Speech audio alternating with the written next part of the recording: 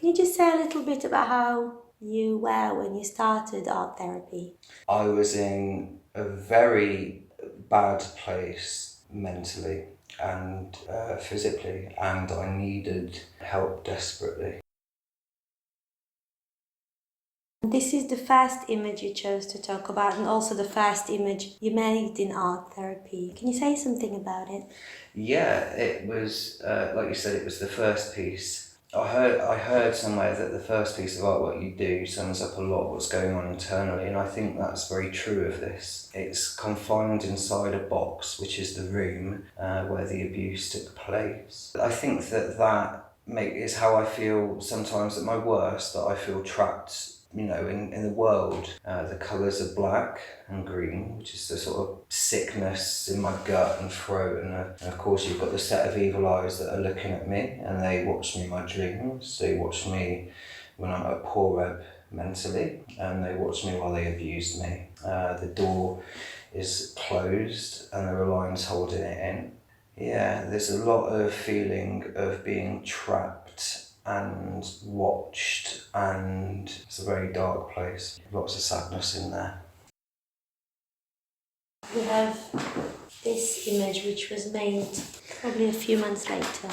This is how I see my abusers in my dreams. It's a kind of like a layered geology of how my mind works, and I think I've created these monsters instead of seeing them as the people that they were. I think that helped me turning them into these sort of demonic looking beings, I suppose, because it was much easier to take all the nastiest parts of them as people and amalgamate them into these kind of demons or monsters. And there's big teeth, obviously because I was very small. Yeah, I saw them as big teeth surround these big eyes looking at me while they had sex with long nails and all these things that I found repulsive. The only thing that I couldn't put on there, unfortunately, is the sounds and obviously the smells of it all. And even after 25 years, this really frightens me.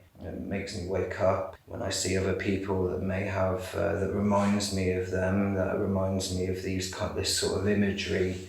I run away, I get very stressed. But interestingly, when we did the EMDR, the monstrous imagery actually stopped and has stopped during my dream. I think that's because we were able to see them for more of who they were. I was able, I think, to see them as the people that they were, but they weren't just these monsters, they were more than that, although they did evil things.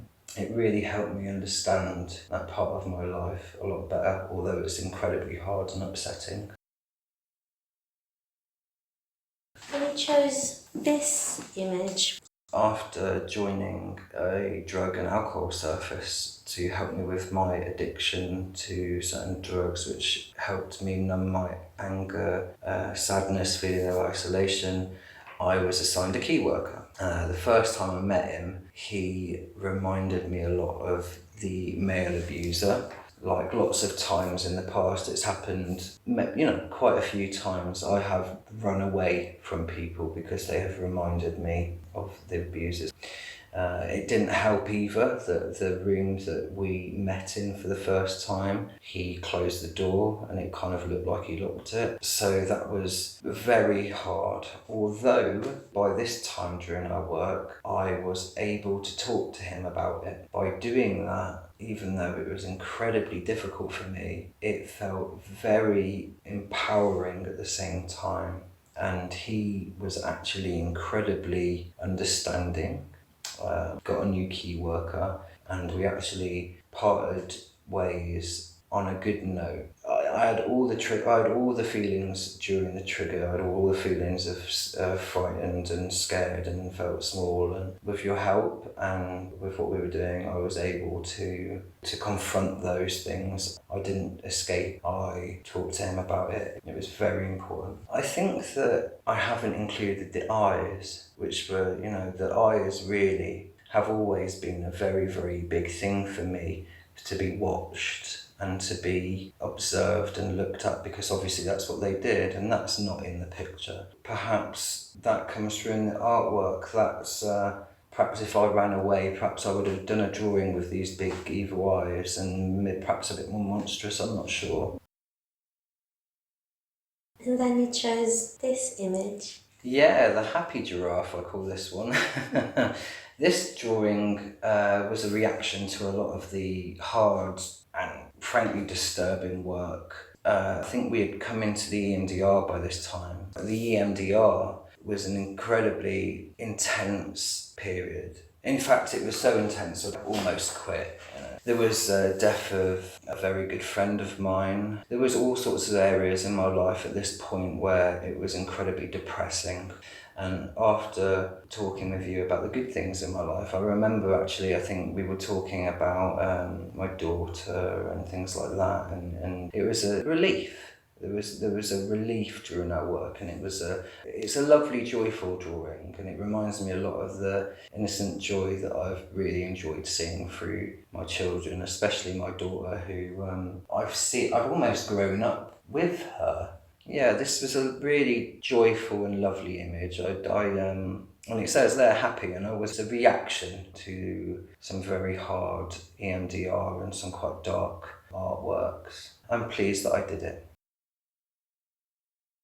Okay, this one is a very important one. This one is called the shit pumpkin. A kind of silly and vulgar term, I would suppose, but I mean, it comes from a particularly important part of our work, and it was during the EMDR. It was an incredibly intense session where I was emotionally at a point where I think if I wasn't with you and within a safe environment, I would probably have to go to hospital. We had really, during our EMDR session, really pushed the feelings of feeling tormented. I was angry, I felt isolated, I felt small, I felt all sorts of things mentally. I couldn't breathe. I felt so angry that I was wanting to kill my abusers, myself. I was very, very upset. But there was something that really amazing happened.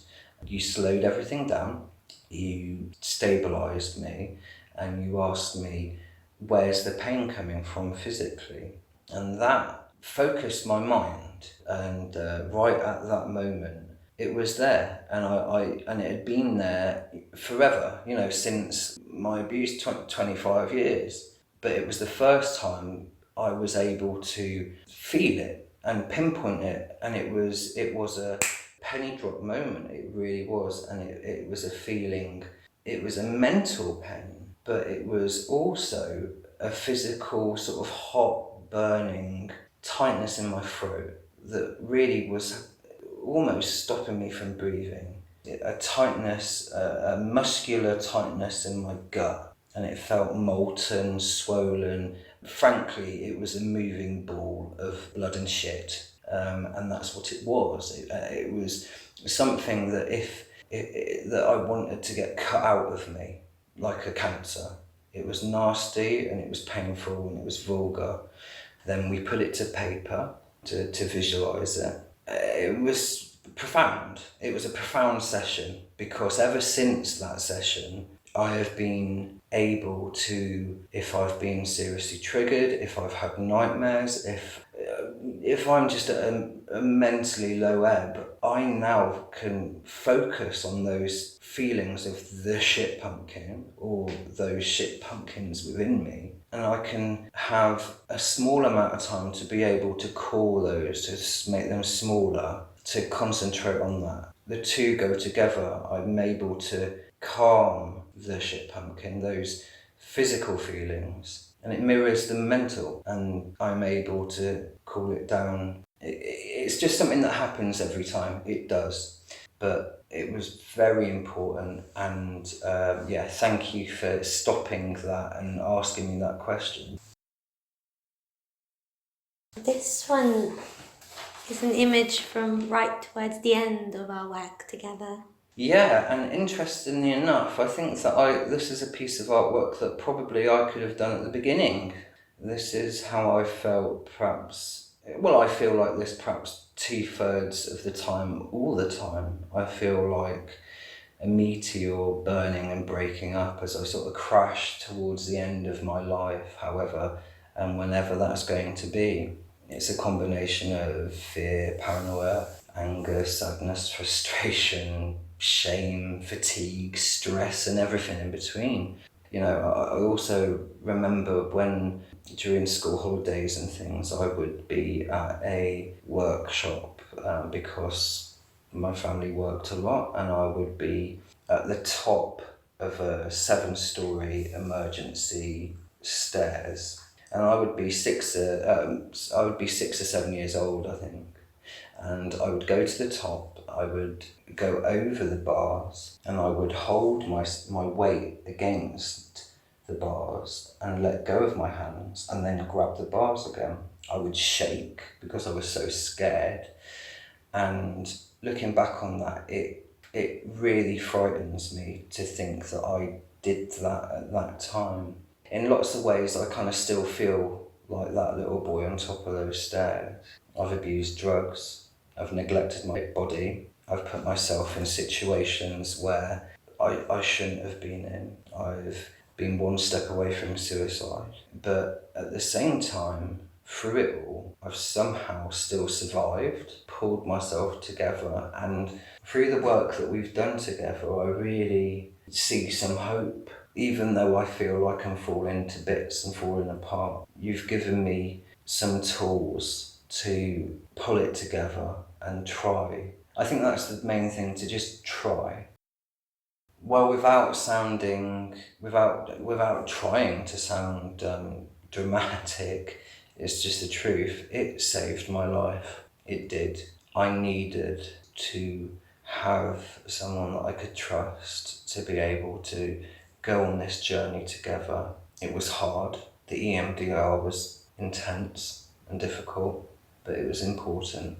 Being able to slowly but surely, using the art and using the EMDR together, the ideas of the falling apart, the room, the triggers, the happy giraffe, and the shit pumpkin, the dovetailing of the physical and the psychological have really helped me be able to, if I'm unwell, find a little bit of time to be able to focus on certain things physically and mentally. And I'm not fixed, and I'm not perfect, and there's a long way to go. There's a mountain to climb, but you've given me the tools and the equipment to be able to climb that mountain. And I really, from the bottom of my heart, thank you.